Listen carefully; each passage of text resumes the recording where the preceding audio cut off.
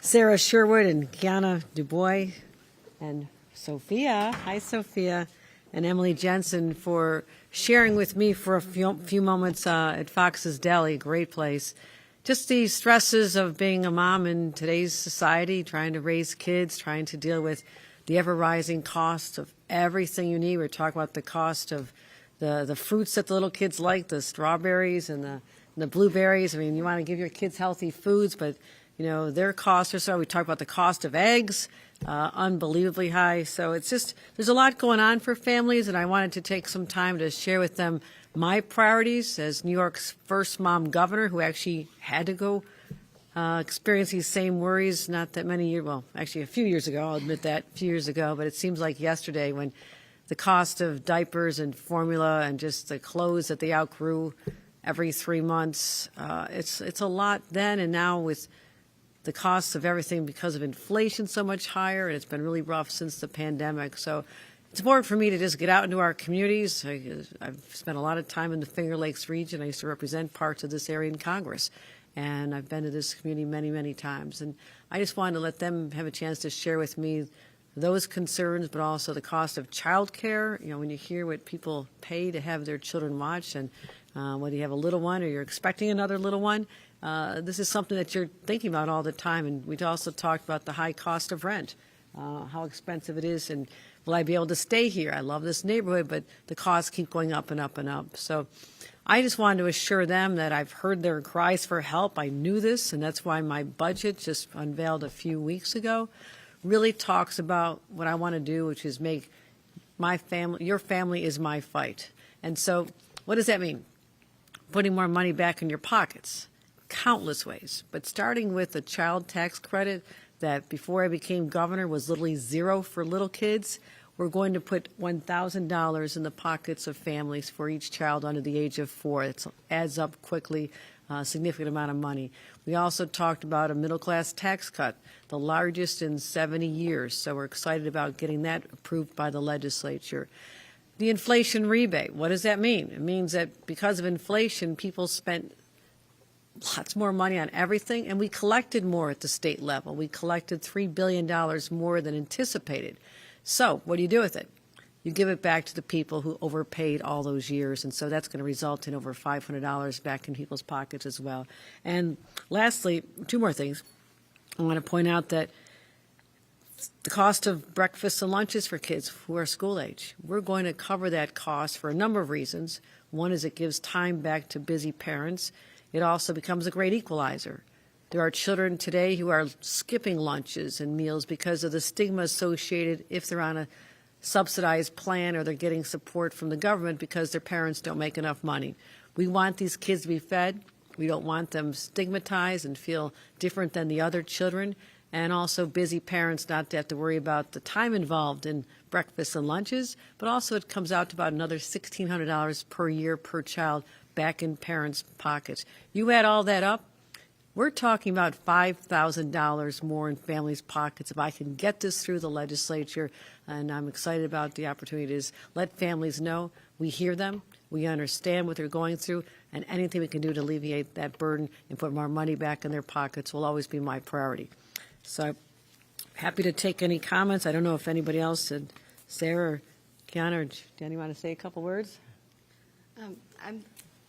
I'm just really excited to feel supported by our governor and feel like she sees the struggles that moms go through. And being a mother, being a parent, it's expensive. It is a consistent expense that puts money into our government, so it makes sense that you would support us back and we can hold hands in that way. So it's really exciting to hear these plans. I appreciate that very much. Any questions for our moms? Start with on-topic questions first. Any on-topics? Jen? You mentioned when you came in that your conversation with the governor was about rent, right? Rent. Can you express, if you wouldn't mind stepping up there, to talk a little bit about that conversation with the governor and what you experienced as a single parent and how that sort of has shaped what you've been able to, what decisions you've been able to make? Is this on? Okay. This on. It is. So, yes, I think that it's hard to find like really good housing for a great price. I mean, I don't expect to get a mansion for $2, but I also want it to be safe and I want it to be well taken care of as far as the maintenance of it, and affordable, because it is hard when you're doing everything by yourself as a single parent, whether that be mom or dad, and you're trying to make ends meet with grocery prices, as well as trying to make rent on time, and also trying to afford childcare, because if you work, then you have to leave your kid with someone. So as I've stated before, you have the choice of either being with your kid and missing out on work, or missing out on your kid and being at work. So. And My turn, please. Sophia, you want to say something? Want to say something? Go Bills. Yeah, go Bills. There's a girl after my heart. Say MVP Josh Allen. There we go.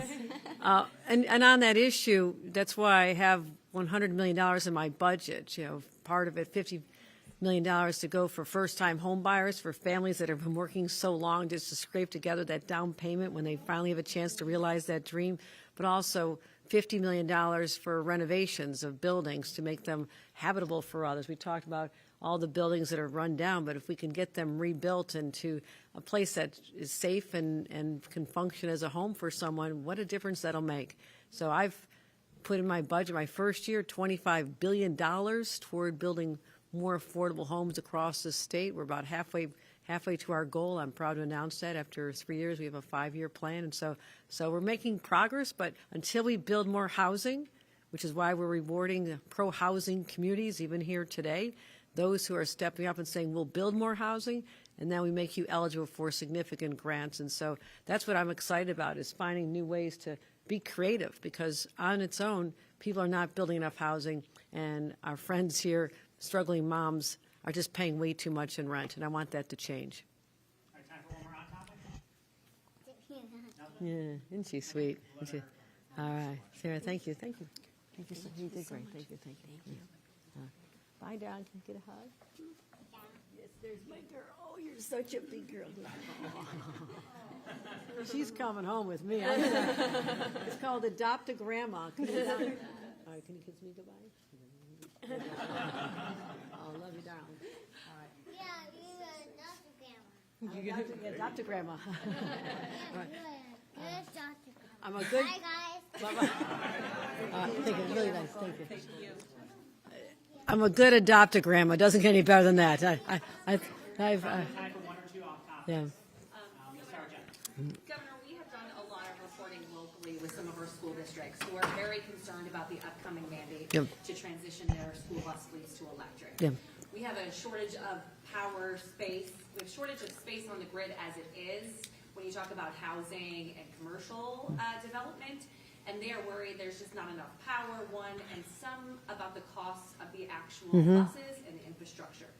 Is this something you're thinking about in Albany? Have you had discussions about possibly delaying the timeline to this? Absolutely. We've been having many conversations about, this is aspirational. We want this to happen. But we also have to take into consideration that their circumstances have changed since this went into law. First of all, the availability of even acquire these buses. But that's why I have $500 million in my budget to help alleviate the cost for localities. But you're absolutely right. We need to make accommodations. This is not going to be a hard and fast rule, because we have to deal in the realities that these school districts are facing. So your message to them is calm down a little bit, because a lot of them are worried No. about the funding of it. They say, if I have to ask my taxpayers to pay for all these new electric buses, I'm not even sure they would pass that. Right. And $500 million sounds like a lot of money, but when you're talking about a full fleet transition. Right, that's $500 million this year. It's a lot of money, and we're willing to be supportive partners to transition to clean energy transportation.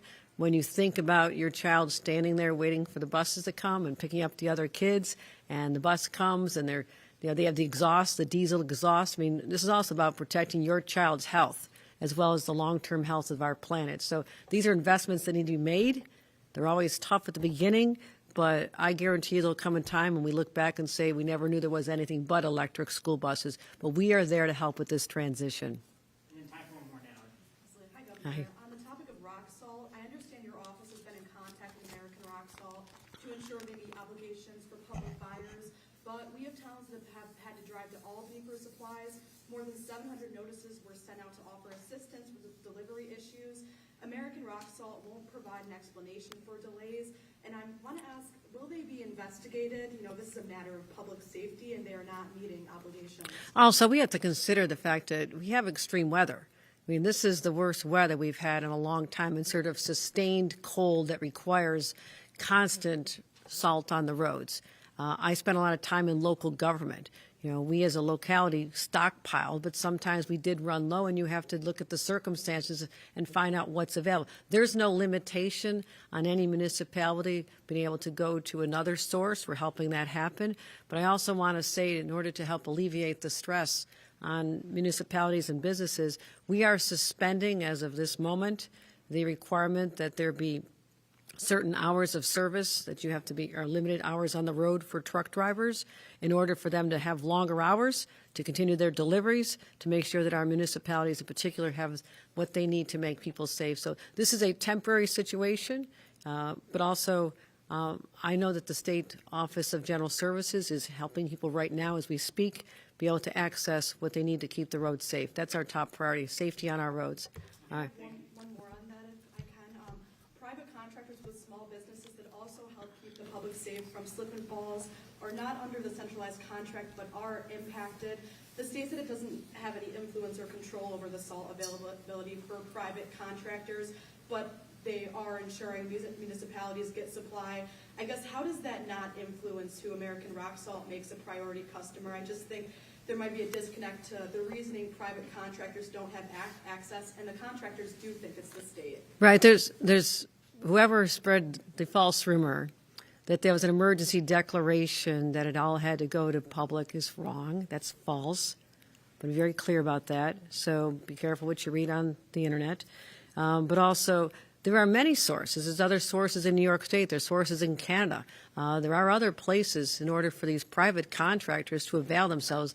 They have no limitations on them on where they can go and whatever price they are able to pay. So it's what the market will bear right now. It is a stressful time for everyone in the state, given that we're facing another winter storm this weekend, and it doesn't seem to be relenting. But also, I'm encouraging all localities in particular to stockpile during the off-season. That's critically important. That's what we had to do. That's why you see our state thruway and highway barns and our transportation barns filled with the salt year-round, because we understand that anything can happen with Mother Nature. Again, we've had years where they've had to lay off workers at American Rock Salt because the weather was very calm and mild. And so you have to learn how to adjust seasonally, but it's very unpredictable. And that's all I'll say on that. But we are sensitive to the concerns of everyone who's been affected by this. All right. Thank you, everyone. I'm sorry, we haven't been here in Rochester. Robert Brooks is from our area. Absolutely. And obviously, we know the criminal investigation is going on with the special prosecutor, but you toured Marcy, you spoke with the superintendent there and the head of docks. Where is the state's investigation into the larger system, and how long are you expecting that to take, and what actions might you consider taking in light of it? The murder of Robert Brooks was a horrific act of violence. It's unspeakable that a man who's in prison and had a sentence for what he did, it wasn't meant to be a death sentence. And I immediately, even without seeing the video, when I heard about what had happened, I instantaneously said, I want them fired. I want the perpetrators fired, all 14 individuals. I said, I will go there myself. I changed the leadership at Marcy. I also said we need to do more to make sure that every inch of a facility is covered with cameras that cannot be masked, and body cams as well. So we've allocated $400 million to add more cameras. I have called for a system-wide culture review to say, is this going on anywhere else? What is going on here? How is this happening? And we're bringing in outside experts to do that for us as we speak. So that is all ongoing. But I am as impatient as anyone for charges, serious charges, to be brought against the individuals who perpetrated a murder. There's no other way to describe it. A murder on Robert Brooks, and his family deserves justice. We all need to know there's a resolution of this soon. I believe it'll be forthcoming fairly shortly. Okay, we gotta go. right, thanks, everybody.